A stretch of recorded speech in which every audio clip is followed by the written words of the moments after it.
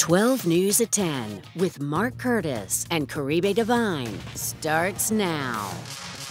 We begin tonight in Apache County in the northeastern part of our state, where a grand jury has indicted County Attorney Michael Whiting on a long list of charges, including misuse of public money and theft. The county attorney's wife, Jocelyn Whiting, is the school superintendent in Apache County and is also named in the indictment, accused of conflicts of interest and misusing public money.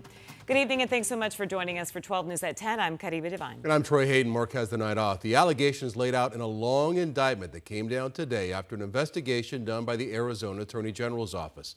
And that's where we find 12 News journalist Bianca Bono, who's been combing through this document. What did you find, Bianca? Yeah, Troy, Caribe, you may remember that back in June, search warrants were executed at the Apache County Attorney's office. Thanks to this new indictment, we now know why. A 15-page sweeping indictment with allegations ranging from harassing and threatening a political opponent to misusing and stealing public money. At the center of it is Apache County's top prosecutor, County Attorney Michael Whiting. Concerns surrounding the longtime county attorney came to light back in June when the Attorney General's office executed search warrants at his office. Whiting has now been indicted on several felony and misdemeanor counts. He and a top aide, Daryl Greer, are accused of harassing Fernando Madrid, a man who was running for Apache County school superintendent earlier this year against Whiting's wife, Jocelyn Whiting. Madrid also allegedly received a near 200-page threatening packet in the mail, accusing him of not living in Apache County, warning if Madrid didn't withdraw from candidacy, he would face legal action and criminal charges. Madrid ultimately dropped out of the race. While the packet's return label showed a fake business name, investigators learned the package and shipping was paid for with Michael Whiting's credit card. The indictment also alleges Whiting, Greer, and Whiting's wife misused public money, authorizing purchases for school spelling bee merchandise, gym equipment, and multiple county vehicles without approval. Michael and Joy Whiting are both charged with conflict of interest. Following the raid of his office earlier this summer, Michael Whiting emailed 12 News a statement saying, in part, "The Attorney General and her office are elected by the people of the state of Arizona to investigate any allegations, no matter the office or how small they may be. As such, our office remains committed to continued cooperation and transparency." And I did reach out to Michael Whiting tonight for comment, but so far I haven't heard back. He's been the Apache County attorney since 2008. We're live outside the AG's office in Phoenix tonight. Bianca Bono, 12 News. Bianca, thank you. Let's get a look at your weather impact forecast now with meteorologist Lindsay Riley. Tracking storm chances tomorrow? Yes, we are. Actually, the next 2 days could be active, and overnight we are tracking a couple cells that have lingered into the evening hours, primarily out east of Show Low and Holbrook. Nothing severe, but then across the lower deserts we are tracking a couple storms traversing I-10, moving toward Casa Grande as well as the Phoenix Metro. So a couple of us in the valley tonight could see a couple sprinkles, but we'll have a better chance for storms tomorrow. Here's a look at our 12 News exclusive monsoon meter. Higher numbers, 6s and 7s for the high country. This means 60 to 70% coverage. We'll also have the threat for some flash flood warnings, but here in the valley, we'll be tracking storms that originate down in Tucson and move toward Phoenix later in the day, late afternoon into the evening hours. Blowing dust as well as strong thunderstorms will be a possibility. So actually the next 2 days, you'll want to stay weather aware. Caribe. All right, Lindsay, thank you. Developing tonight in Phoenix, the search continues for suspects who Phoenix police say fired shots at officers last night.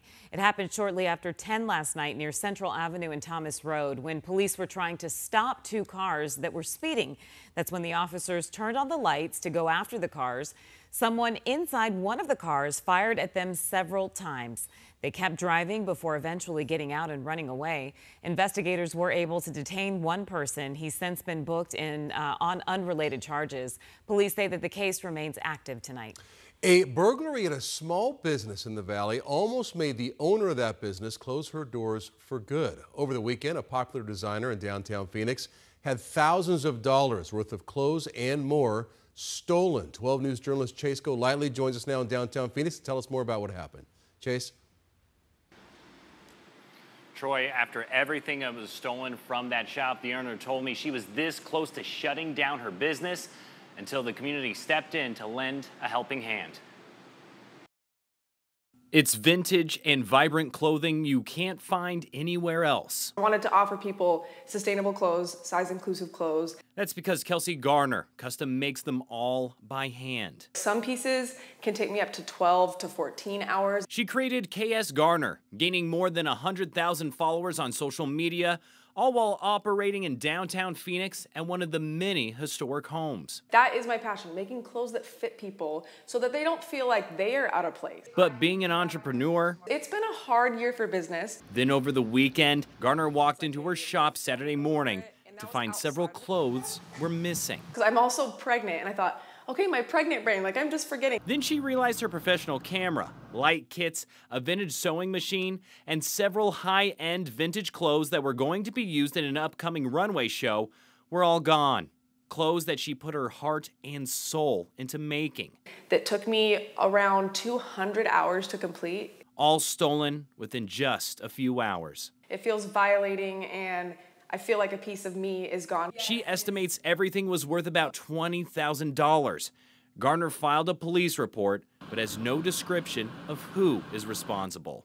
It was at this point where she thought the business she's built up for more than a decade was at its end. This is the nail in the coffin.